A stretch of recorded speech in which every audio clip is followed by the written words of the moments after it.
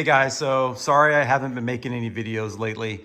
I've been super busy working on this car, trying to get it ready for Troy's no time race. And so I started digging into the wiring a little bit, thinking I'm just gonna clean it up and, you know, make a few changes here and there. But when I started digging into it, I just decided to rip everything out.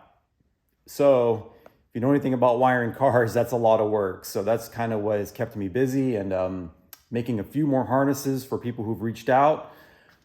So that's what I've been doing for the last few weeks. I'll go over all the changes and give the reason why I did all these changes. So to start, we got rid of the regular battery that's in the trunk. That's probably like a 40-pound battery, and changed it out for a 16-volt lithium. This probably weighs 5 pounds. It's the full spectrum. This is the light version. It has 1250 cranking amps, and let me tell you, that thing is insane how much power that thing makes. I tested it on my test stand, and it was cranking the engine over so fast. So I'm really excited to try that. I won't be firing it up today. I still have a few more things to do that I'll go over with you guys. But yeah, so I rewired the whole entire car. All DR25 heat shrink, all DT connectors. I moved the power switch up to here, but I also have another one in the back that's gonna have a main, that will be connected to a relay that controls the panel, which you'll be able to turn the whole entire car off from there, okay? So you gotta have both. I mean, I'm gonna probably just leave that one on all the time and turn the car on and off from here. It's much more convenient than, you know, telling people to go to the back. I know a lot of people do have a switch up front and then also another kill switch in the back. So, you know, we have both, as you can see. Got another one there, and that will have a wire coming from that. So, okay, back to this. So yeah, I pulled out everything, the whole entire dash, all of the wiring underneath the dash is all brand new, all Tefzel, DT connectors, rewired the smooth stage, rewired the trans brake, the bump button, and the bump button also functions as the line lock. Okay, so it does both. Changed out the fuse panel. This is a Eaton fuse box that's got the mini relays in it, and they're all marked for what they do. And it also has, it's got 10 fuses. So 5 of those go to the relays, and then you have 5 spares that you can run to other things. Okay, I got that from ProWire USA.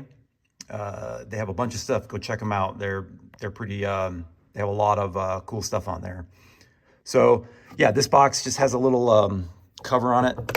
Pretty cool. Keeps it nice and clean. And you got your 2 bus bars here. So when I did this, I also not only pulled out 40-pound battery in exchange for a 5-pound battery, we also pulled out another like 10 pounds of wiring, okay? Because this 0-gauge wire that went from all the way from the back of the car to the front of the car, this is pretty heavy. So I was able to eliminate all that. Also the ground wire. I had a ground wire going, yeah, this here. I had this ground wire going from the back to the front too. So that added another probably 4 or 5 pounds. So we're getting close to 50 pounds here off the car. And then since we're running 16 volt and I'll be, you know, just charging the battery in the pits, we can take the alternator off. Okay, so this alternator weighs another, my guesstimate on that is probably another 25 pounds. Okay, so now we're getting close to 75 pounds off the car. Not to mention the parasitic loss of turning the belt. So now we're not turning the belt anymore. Okay, so we did that. What else? Oh, we're gonna move the fuel cell from the back to the front. Okay, so I picked up a 1-gallon RCI fuel cell, and I've already started making straps for it, and I got some tabs to bolt it in and some metal here that we're gonna make a bracket to fit right in this area here. So it's gonna go inside the frame rail. So if it's inside the frame rail, we don't need to like basically cage it. Now, I know some people will put their fuel cell way out here and you got to build like a roll bar around it. Okay, but if you're inside the fuel or inside the frame rail, you know, you have the fuel cell in here, then you don't have to do that. Basically, the cage protects it. Okay, so I know that I was a little kind of reluctant to do this part of the video because I know there's a lot of front mount fuel cell haters out there that will comment on how dangerous it is to put it up front. But if you think about it in theory, when you move the fuel cell to the front, you're kind of isolating the fuel to one area. Whereas if the fuel cell is in the back of the car, you're surrounded by fuel. So you have fuel in your fuel cell, you got fuel lines under you, and then you also have your regulator, all your fuel rail, everything up front. So if you make a front impact, it could catch on fire. If you make a rear impact, it could catch on fire. If you hit it from the side, your fuel lines could sever, okay? So by moving the fuel cell to the front, in some ways, it's actually safer. I mean, there's a reason why I like really fast cars. They pretty much exclusively put the fuel cell up front. Rarely do you see a really fast car with the fuel cell in the back. But anyway, I don't want to get into all that because I know I guarantee there's going to be somebody who comments that I'm an idiot and I'm going to catch on fire and all that. So, okay, with that being said, I'll show you guys how I've got everything else set up on here. So we got a new fuel filter too. This is a Dishworks fuel filter that has really good flow to it compared to the old one I had. Much bigger. I'm only using the post fuel filter. I'm not doing a pre. I've never run a pre-filter, so I'm not going to do it now. I have the fuel pumps mounted on this side over here. I'm going to make another little bracket that holds it so it kind of triangulates it. And then it's going to feed, I believe I'm going to feed the front of the rail instead of the rear, and then the rear will be the return to the regulator, and then from the regulator back to the cell. Okay, so I've got a lot of it kind of laid out how I want it. I just need to mount this fuel cell. So I made some straps, and then I added some like heat shrink to the straps so that it doesn't like rub on the plastic. You know, this is just a plastic fuel cell, 1 gallon. And then I'm gonna make some brackets that are going to basically capture the fuel cell like this. And then I'm gonna get rid of this. This is where the fuel pump, or not the fuel pump, but the water pump was mounted. I gotta move that over a little bit. So I'll mount some tabs like this. That's going to mount the fuel cell in this area. And then that will just bolt to the back of this strap. So it'll bolt like that. And that's it. And then that'll line up pretty close with where the fuel pumps are. You can see the outlets are gonna line up pretty good there. So it'll be a real short run. That's another thing that we eliminated weight on too, was all the extra fuel line. I know it's not that much, maybe another couple pounds, but you know, you don't have all them fuel lines running from the front, you know, the back to the front. So saving some weight there too. So overall, with all these changes and the cleaning up the wiring and all that, I'm probably close to 100 pounds off the car on an already light car. I'm not going to talk about how much this car weighs because of the no time stuff, but it's extremely light. Okay. And there's other things we can do too to make it lighter, but you know, for now, this is what we're going to do. I'm down to like 2 weeks of being able to work on this before the race. So I have to get this done, and then maybe we'll explore some other things later on. So anyway, let me keep working on this, and I'll come back when I have a little update.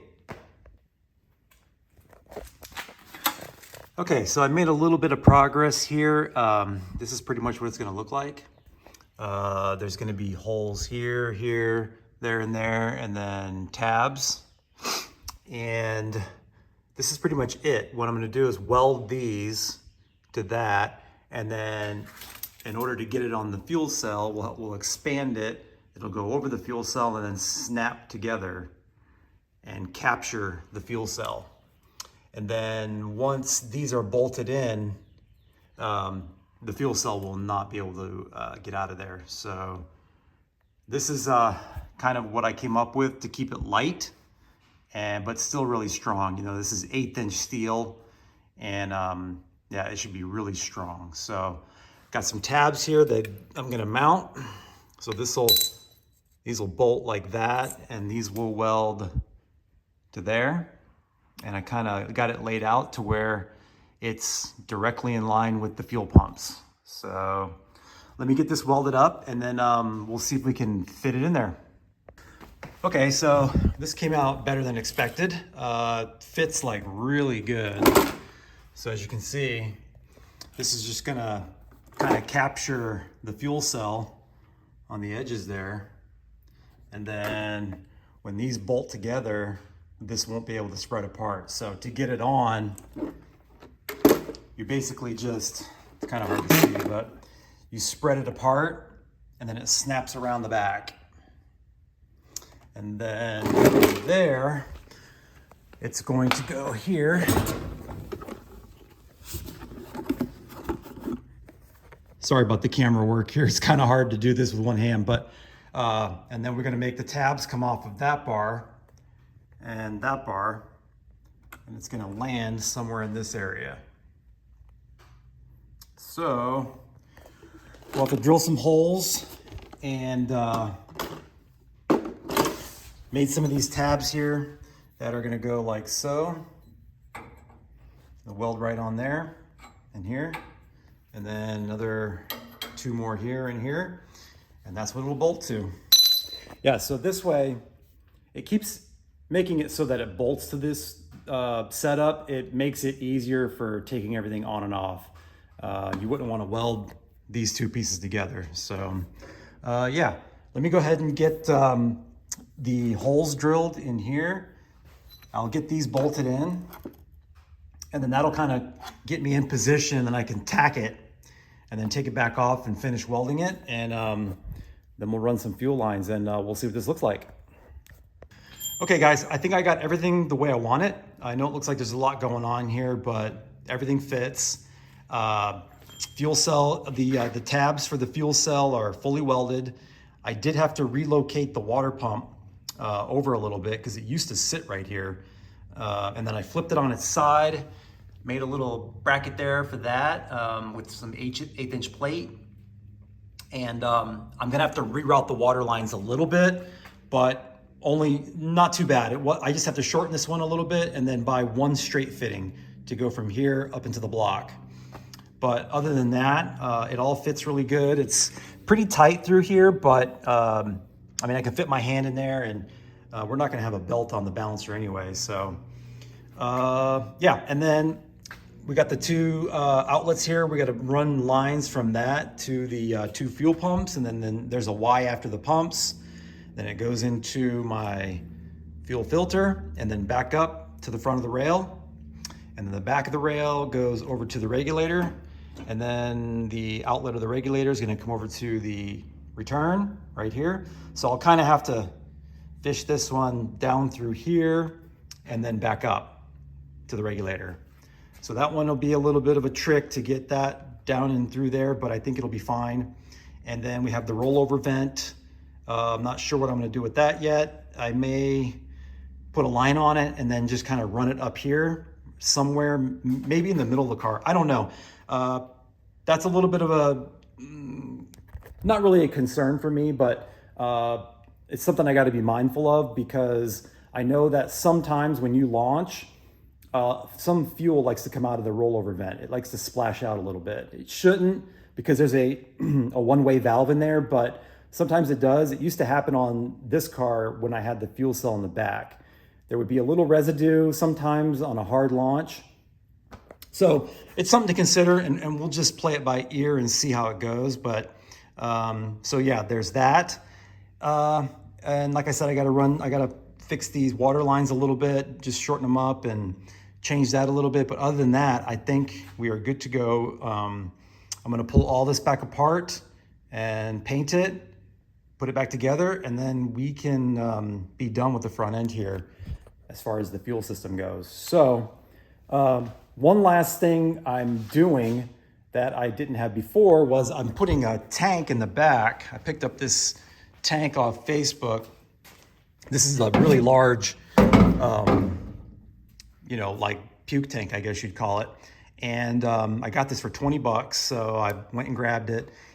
I'm thinking of putting that somewhere on this side of the car.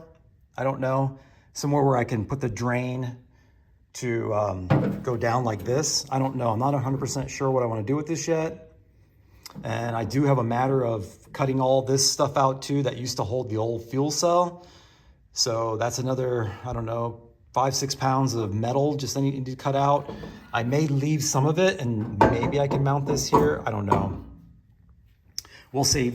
And then I'll run a tube up and then I'll cap one of them because this has two for, I don't know, so you could put 2 filters, but I'll probably just cap one of them and run a tube up and then drill a hole in the trunk so that we can have the puke tank, you know, coming out the back. So if anything happens, if we blow a head gasket or we pressurize the crankcase, you know, it's all going to be behind the car. So that'll be much safer. I used to have it sitting right over here, and so I did away with that one. But that's another thing I got to do. I got to run lines. I'm trying to figure out some lightweight lines to go from the valve covers to the back of the car to that tank.